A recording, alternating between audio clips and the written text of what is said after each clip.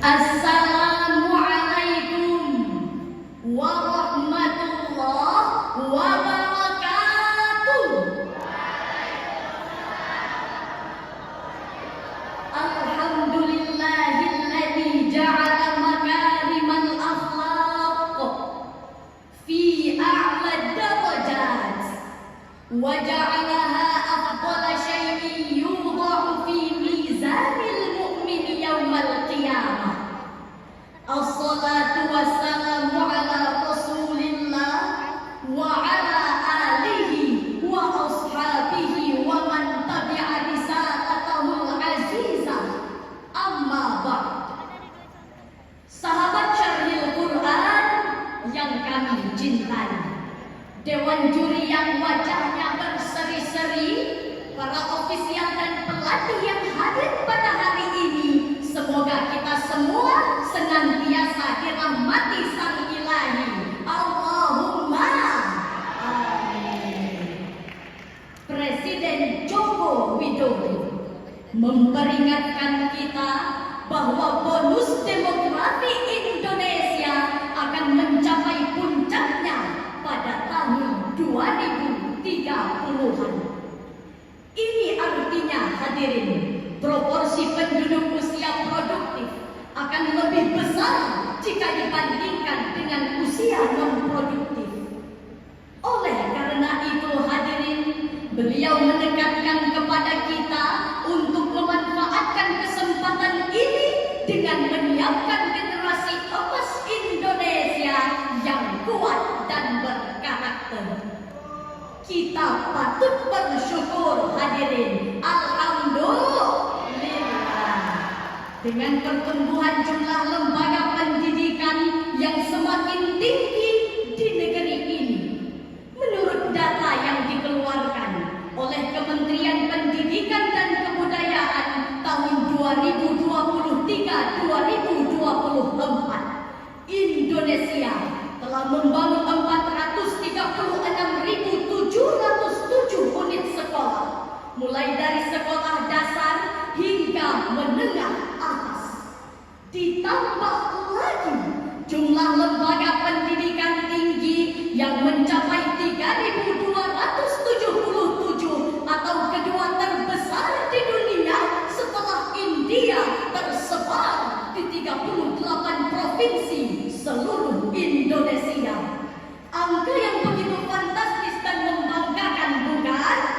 Masya Allah. Namun sungguh disayangkan, hadirin sekalian, potensi yang begitu luar biasa ini ternyata tidak berjalan seimbang dengan pembangunan karakter manusia Indonesia. Hadirin percaya?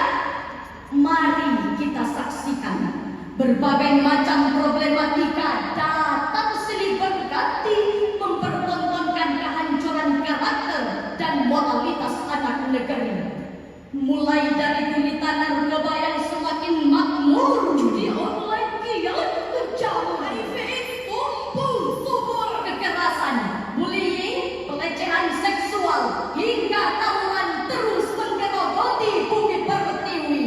Ternyata lengkap sudah penderitaan negeri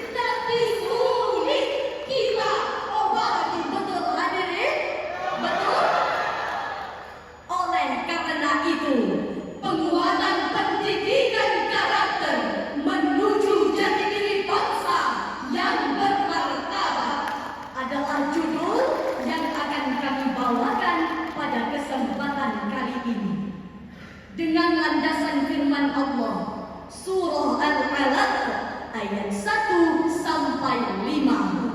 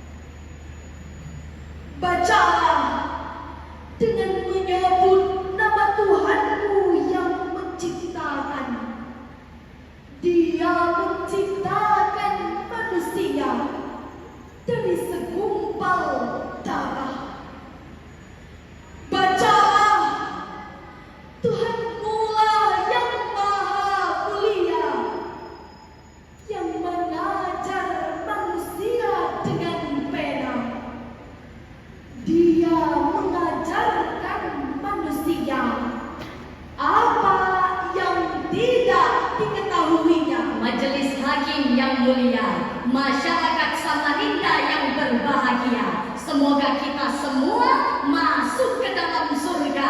Allahumma amin.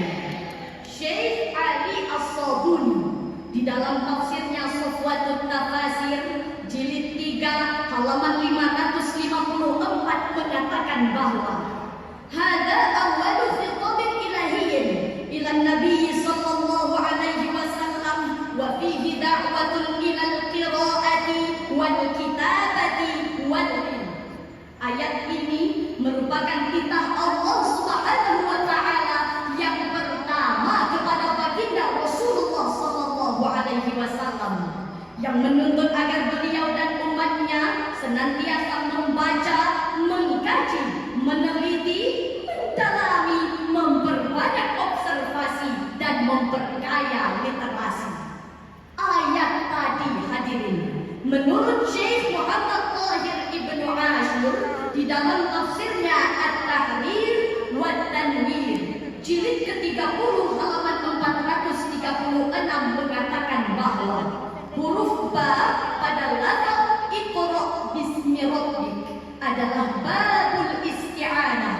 Artinya setiap proses membaca, meneliti dan mengkaji haruslah diikuti dengan nilai-nilai religi yang menyandarkan diri pada Sang Ilahi. Dengan demikian hadirin yang dirahmati Allah, melalui ayat ini pula Allah Subhanahu wa taala mengisyaratkan betapa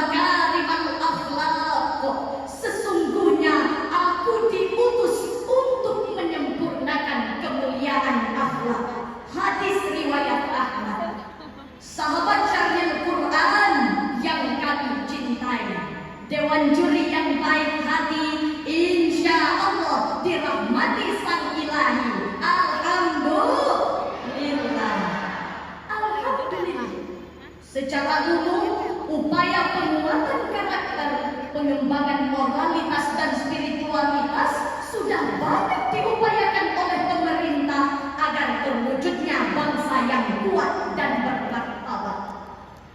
Namun hadirin, kita tidak mungkin menutup mata. Fakta di lapangan menunjukkan bahwa angka kehancuran karakter anak bangsa terus melambung tinggi. Mari kita saksikan kembali hadirin, mulai dari kasus tawuran berdarah antar pelajar SMK di Semarang pada tahun 2023. Bahkan baru-baru ini hadirin, di Palembang 3 orang anak berusia 12 tahun dan 1 orang berusia 16 tahun tega memperkosa temannya secara bergilir hingga berujung pada kematian. Apa yang saudara-saudari rasakan? Apa pendapat para ofisial dan petani? Bang kameramen, bagaimana kondisi hati nuraninya, Bang, setelah mendengar berbagai kasus yang terjadi selama ini?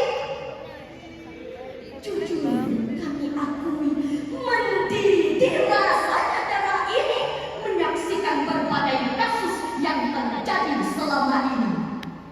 Oleh karenanya hadirin, Al-Quran tidak hanya menekankan pendidikan intelektual semata. Sebab pendidikan intelektual yang tidak diimbangi dengan pendidikan karakter pasti akan melahirkan kehancuran dan kebinasaan. Sebagaimana termaktub di dalam Al-Quran, surah Ghafir ayat 82.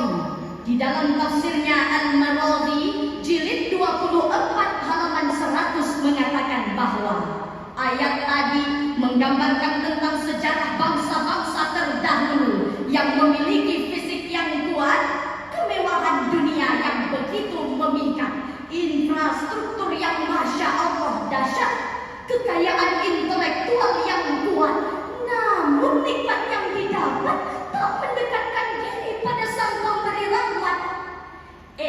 Kesombongan dan kecongkakan malah dipertontonkan, dustaan dan kemunafikan dipamerkan, iman dikadaikan, moral diabaikan, kenikmatan dunia yang dimiliki tak dapat memberi arti, akhirnya justru mendatangkan azab sang ilahi. Oleh karenanya hadirin, penguatan pendidikan jangan hanya berorientasi pada pemenuhan tuntutan administrasi saja, serta hanya berfokus pada pengembangan ilmu dan intelektual semata.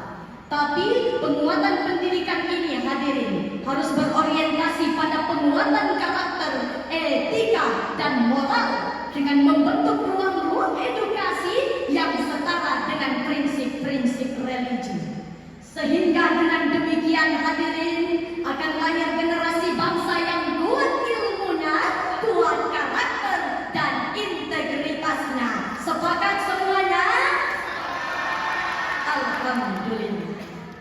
Majelis Hakim yang mulia, masyarakat Samarinda yang berbahagia, sebuah senandung mengingatkan kita. Marilah kita sucikan jiwa, kuat ilmunya dan karakternya, dekatkan diri pada ilahi, sertakan nilai-nilai religi.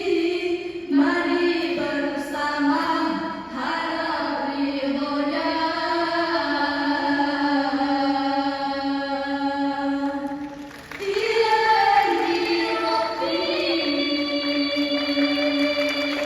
Hadirin sekalian, dari syarahan yang telah kami sampaikan, dapatlah kita ambil kesimpulan bahwa penguatan pendidikan jangan hanya berorientasi pada pemenuhan tuntutan administrasi dan pengembangan ilmu intelektual semata. Penguatan pendidikan ini harus berorientasi pada penguatan karakter, pengembangan etika, dan peningkatan moral sebagai solusi tepat untuk mewujudkan generasi yang ilmunya kuat, karakternya hebat, imannya mantap, sehingga menjadikan bangsa Indonesia menjadi bangsa yang bermartabat dan berdaulat. Hanya ini yang dapat kami sampaikan. Mohon maaf atas segala kekurangan. Tunggu dulu MTQ Samarinda di bulan September. Sudah dimulai bersama sahabat. Mari kuatkan pendidikan karakter agar menjadi bangsa yang kuat dan bermartabat. Wallahu muwaffiq ila aqwamit thoriq. Wassalamualaikum warahmatullahi wabarakatuh. Assalamualaikum warahmatullahi wabarakatuh. Alhamdulillahilladzi ja'ala al-Islam dinan rahmah. Wassalatu wassalamu ala man la nabiyya ba'dah. Allahumma shalli wa sallim ala sayyidina Muhammadin wa ala alihi wa sahbihi wa mawalah. Amma ba'du. Dewan Hakim yang mulia dan hadirin yang berbahagia, kita sungguh bersyukur hidup di bumi Indonesia. Penduduknya taat beragama, tanahnya subur,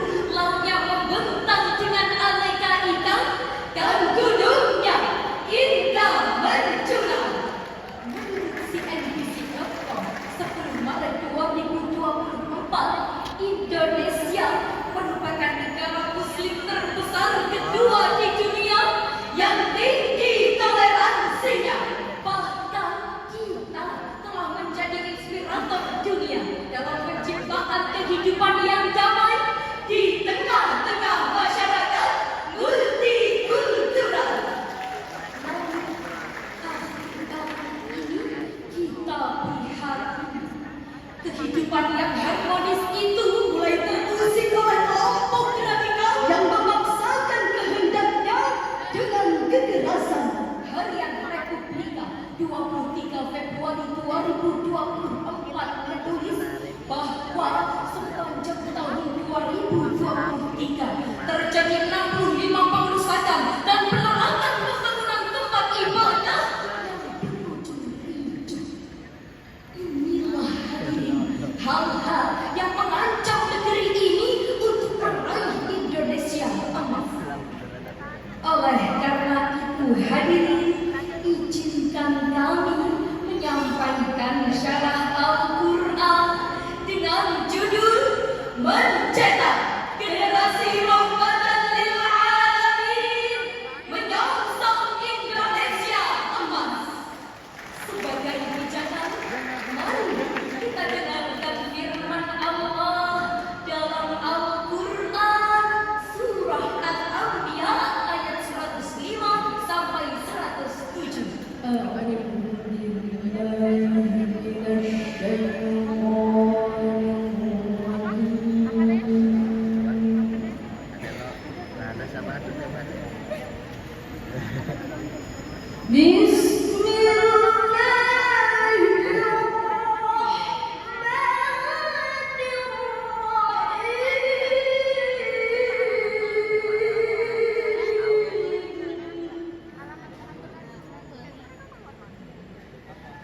Kamu dari lo jangan turunkan kaki. وَلَقَدْ كَتَبْنَا فِي الزَّبُورِ مِن بَعْدِ الذِّكْرِ أَنَّ الْأَرْضَ يَرِثُهَا عِبَادِيَ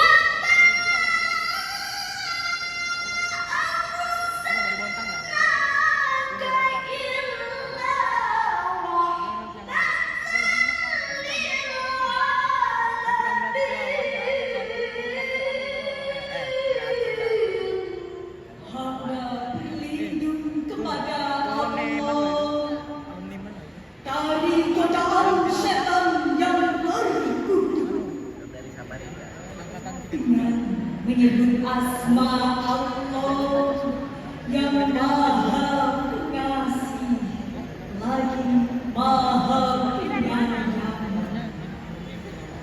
Sungguh kami telah menuliskan di dalam kitab Zabur setelah tertulis di dalam Al-Dzikr bahwa bumi ini akan diwarisi oleh hamba-hambaku yang soleh. Sungguh apa yang telah disebutkan dalam Al-Quran ini benar-benar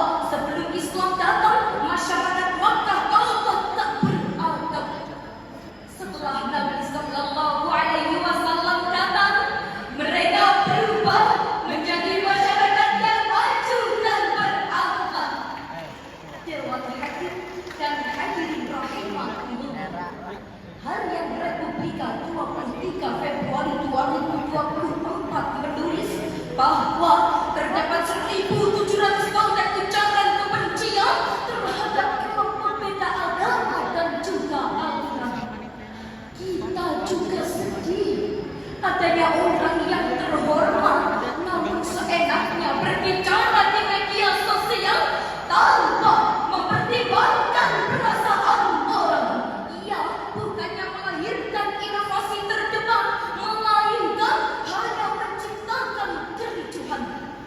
Kita bisa pastikan hadirin, ia bukanlah muslim rahmatan lil alamin, melainkan la'natan lil alamin.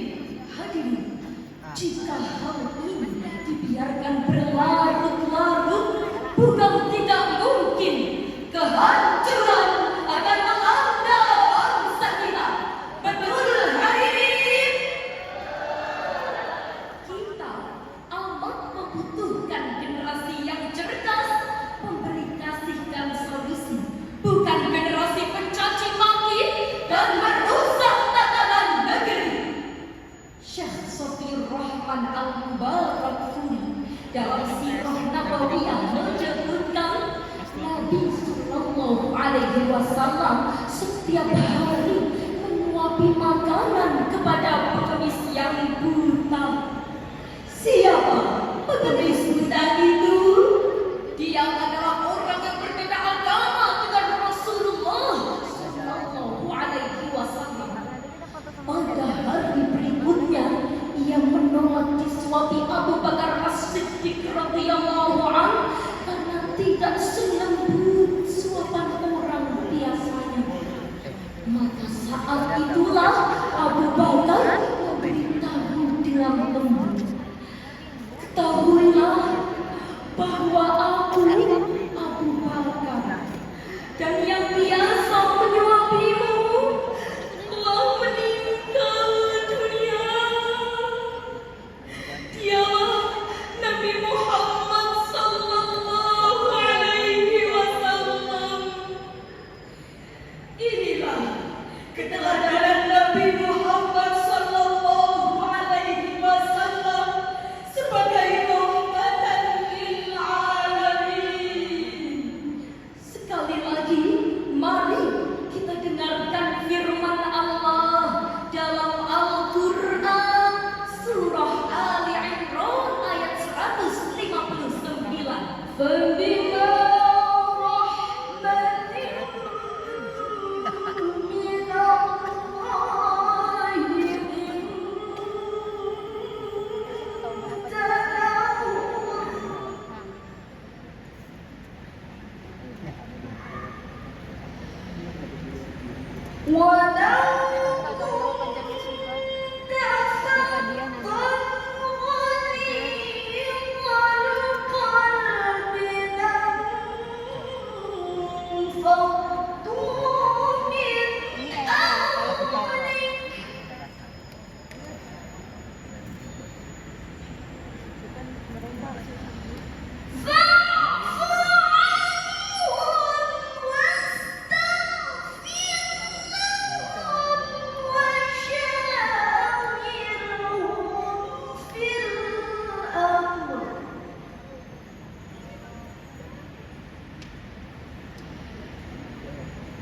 فإذا عزمت فتوكل على الله.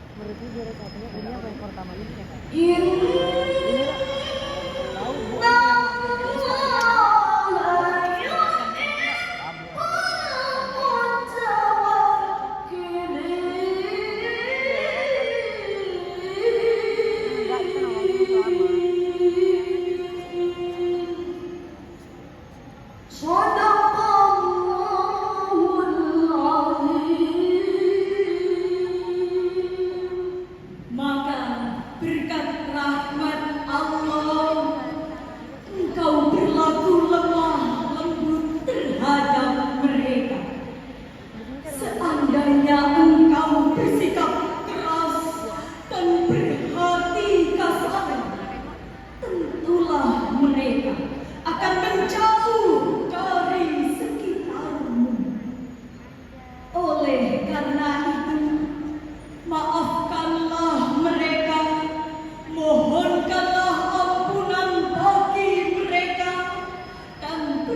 bermusyawarahlah dengan mereka dalam segala urusan. Kemudian, apabila engkau telah membulatkan tekad, bertawakallah kepada Allah. Sungguh Allah mencintai orang-orang yang bertawakal. Maha benar Allah atas segala firman-Nya, dan Dialah yang Maha Agung. Dewan Hakim yang mulia Dan hadirin yang berbahagia, dalam ayat ini tersirat perintah untuk berperilaku lemah lembut, suka memaafkan, bermusyawarah dalam segala hal, dan selalu bertawakal kepada Allah Subhanahu wa Ta'ala. Demikian menurut Syekh Wahbah As-Suhaimi dalam tafsir Al-Munir juz 2 halaman 475. Nabi sallallahu alaihi wasallam bersabda, al-muslimu man salima al-muslimuna min lisanihi wa yadihi. Muslim yang sejati adalah muslim yang lidah dan tangannya tidak menyakiti muslim lainnya. Hadis riwayat Bukhari dari Abdullah bin Amr radhiyallahu anhu. hadirin, penyelamatan lingkungan adalah isu besar dunia saat ini. Banjir, tanah longsor, kekeringan sumber air dan bencana lainnya tidak lain disebabkan manusia sudah kehilangan sifat rahmatan lil alamin.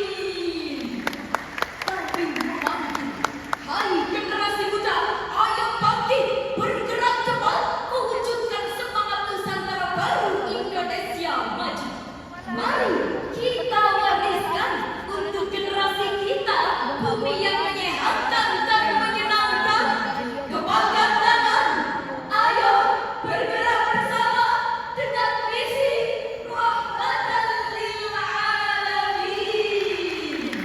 Setuju? Oleh karena itu, hadirin, pemuda harus terus belajar mengikuti perkembangan, apalagi pada era informasi saat ini. Albert Einstein, fisikawan teoritis asal Jerman, mengatakan, "When you stop learning, you start dying." Artinya, Jika kamu berhenti belajar, maka itulah hari kematianmu. dalam level dunia, patut kita acungi jempol untuk Menteri Luar Negeri kita, Ibu Retno Marsudi, yang berhasil dipercaya oleh dunia untuk ambil bagian dalam perdamaian, khususnya di Palestina. Kita bangga,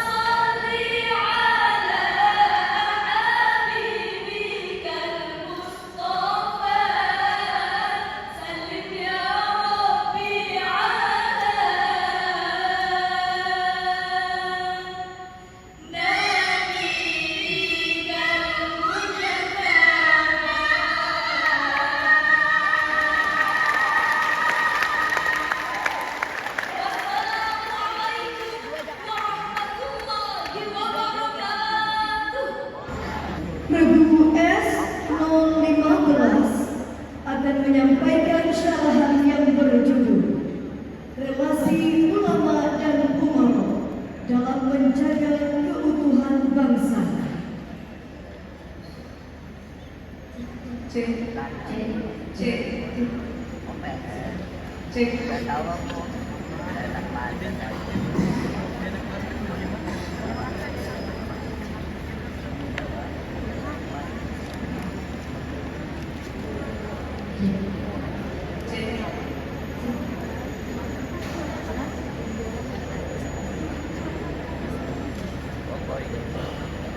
Di Kalimantan kita bersua, Menikmati indahnya panorama.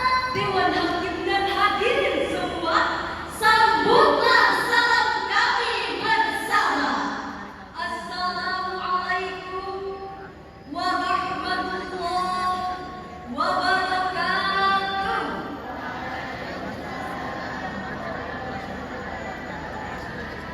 Alhamdulillahi wa kamal. Wassalatu wassalamu ala rasulihil mustafa wa ala alihi wa sahbihi wa man ihtada. Amma ba'd. Dewan Hakim yang mulia, hadirin yang berbahagia. Tren perpolitikan di Indonesia belakangan ini kerap melibatkan tokoh-tokoh agama, terlebih para ulama dalam kontestasi politik 5 tahunan. Telah sama-sama kita saksikan bagaimana para ulama menjadi sangat dinamis, dari mulai dicalonkan langsung sebagai pemimpin maupun hanya dilibatkan sebagai pendongkrak raihan suara dalam pemilihan pemimpin. Hadirin, pelibatan tokoh agama memang penting sebagai pemersatu bangsa. Namun kenyataannya, hal ini justru kerap membawa umat pada perselisihan karena masing-masing jamaahnya terpecah belah Sehingga muncul perdebatan dan berakhir pada permusuhan. Na'udzubillahi min dzalik. Hadirin, pada masa pemilihan, ulama seolah dijadikan target utama para politikus untuk didekati karena dianggap memiliki banyak jamaah dan followers sehingga mampu memberi kontribusi berarti dalam peraihan suara menuju kemenangan. Namun mirisnya hadirin, berkata peribahasa, mendekat karena terpaksa, menjauh karena berakhir. Mendekati ulama ketika waktu pemilihan dan setelahnya diabaikan bahkan ditinggalkan. Hadirin, inikah relasi antara ulama dan umara yang sebenarnya? Lalu jika relasi ulama dan umara hanya sebatas perolehan suara, bagaimanakah nasib keutuhan bangsa hadirin? Hadirin, mari sama-sama kita bahas permasalahan ini melalui syarahan Al-Quran dengan judul Relasi Ulama dan Umara dalam Menjaga Keutuhan Bangsa. Sebagai rujukan, firman Allah Al-Quran Surah An-Nisa ayat 59 sebagai berikut.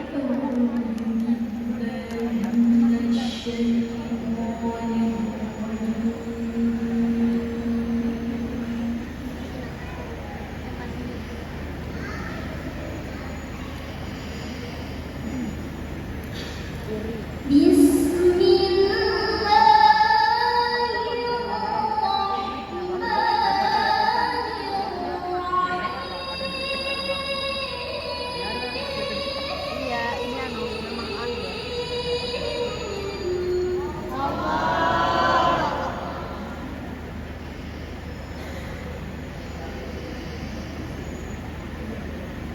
Ya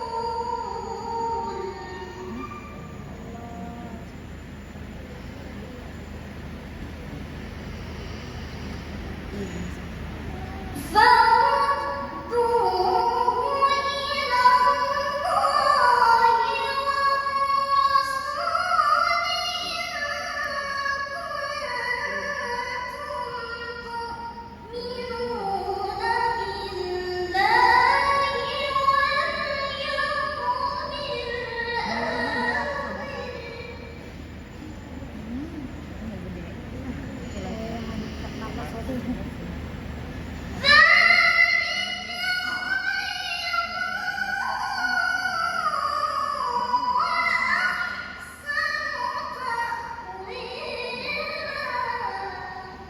berlindung kepada Allah dari godaan setan yang terkutuk dengan menyebut nama Allah yang Maha Pengasih lagi Maha Penyayang. Wahai orang-orang yang beriman, taatilah Allah dan taatilah Rasul Nabi Muhammad serta ulul amri pemegang kekuasaan di antara kamu. Jika kamu berbeda pendapat terhadap sesuatu, kembalikanlah kepada Allah, Al-Quran dan Rasul sunnahnya. Jika kamu beriman kepada Allah dan hari akhir, yang demikian itu lebih baik bagimu dan lebih bagus akibatnya di dunia dan di akhirat. Hadirin rahimakumullah, Abu Laith As-Samarqandi dalam karyanya Bahrul Ulum jilid 1 halaman 312 menafsirkan, ya ayyuhalladzina amanu athi'ullah ay fil faraid wa athi'ur rasul ay fis sunan. Wahai orang-orang yang beriman, taatlah kepada Allah yakni dalam kewajiban dan taatilah Rasulullah dalam sunnah. Sedangkan Ahmad bin Mustafa Al-Maraghi dalam tafsir Al-Maraghi jilid 5 halaman 72 mengatakan, taatlah kepada Allah dan bertindaklah sesuai dengan kitabnya, yaitu Al-Quran, dan taatlah kepada Rasul Nabi Muhammad, karena beliaulah yang menjelaskan kepada manusia isi kandungan Al-Quran tersebut. Sedangkan makna ulul amri menurut Al-Maraghi adalah humul umara wal hukam para ulama wasairul ru'asa. Ulul amri adalah para pemimpin, penguasa, ulama, panglima tentara atau panglima dan pemimpin lainnya yang dijadikan rakyat sebagai sandaran demi kepentingan umum.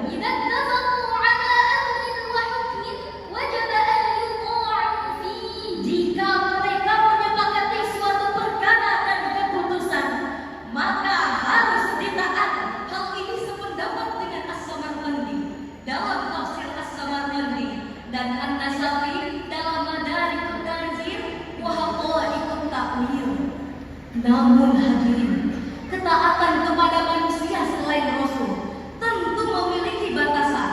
Hal ini dikemukakan oleh Ibnu Katsir dalam tafsirnya bahwa taat kepada ulil amri fima amarukum bihi bil ta'atillah la fi ma'siyatillah.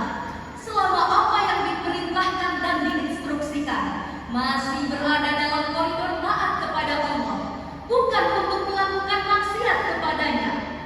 Hal ini sejalan dengan sebuah hadis yang diriwayatkan oleh Ibnu Abi Syaibah dalam Al-Musannaf nomor 33.717.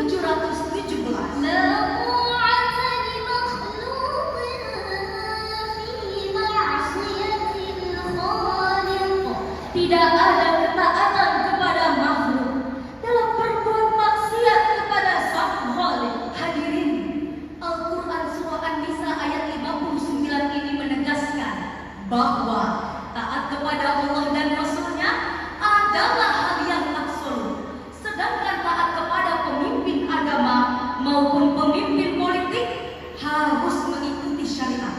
Dan bila terjadi perbedaan pendapat,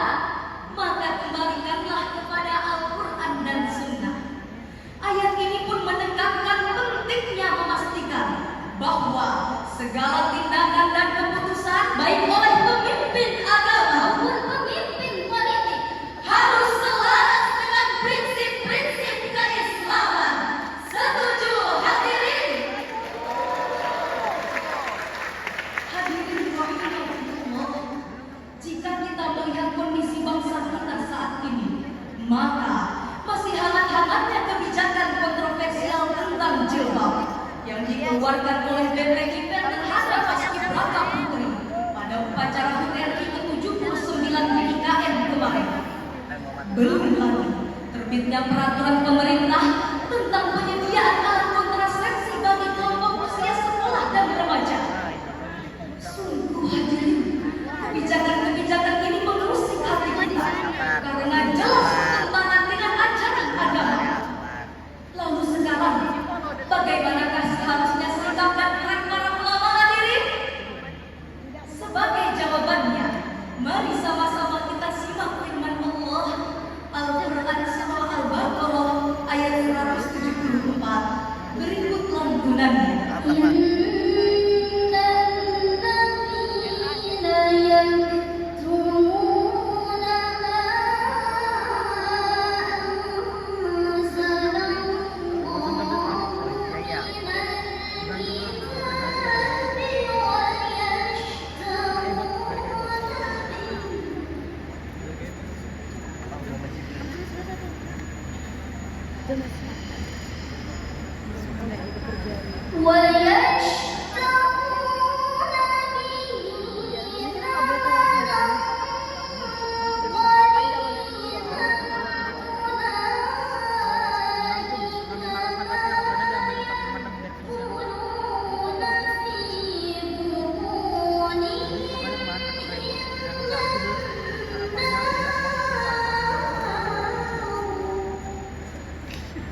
Tadi dipanggil kayak apa kamu?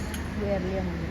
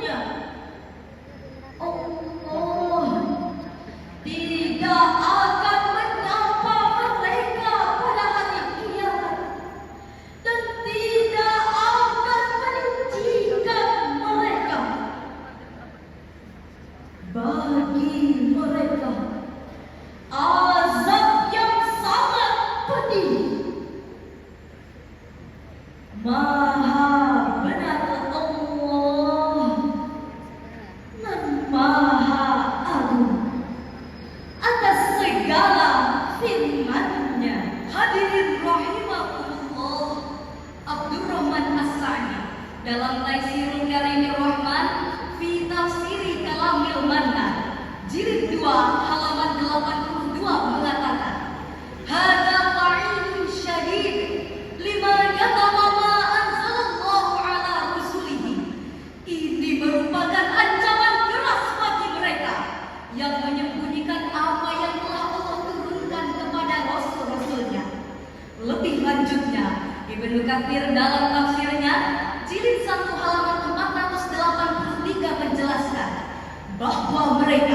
yang menyembunyikan ajaran Al-Quran demi posisi kepemimpinan, demi hadiah-hadiah yang diberikan, demi beberapa keuntungan. Maka bersiaplah, kelak neraka ada balasan dan Allah pun akan mengabaikan.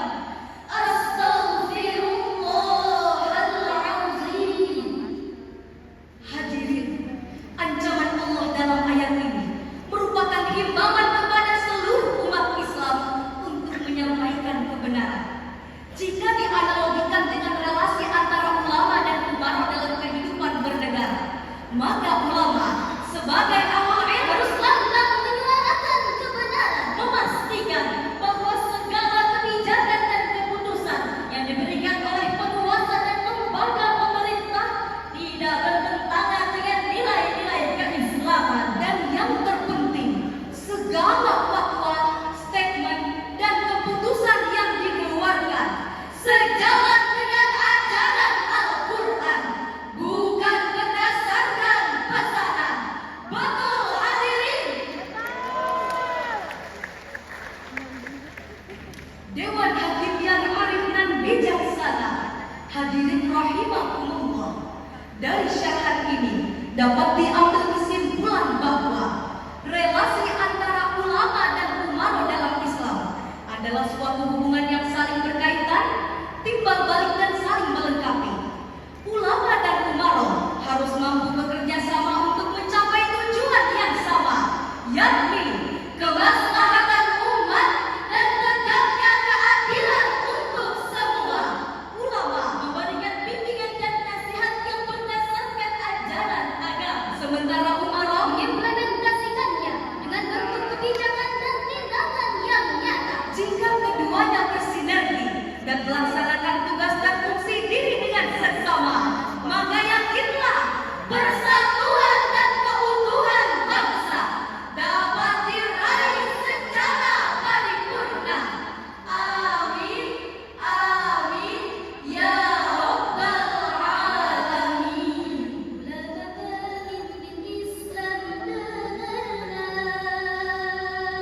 Demi agama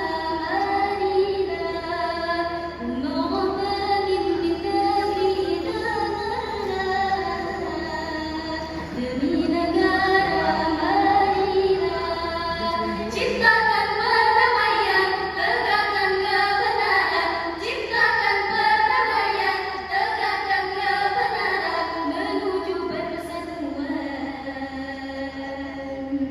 Kalam Tuhan, Allahu Akbar, Allahu Akbar, Allahu Akbar.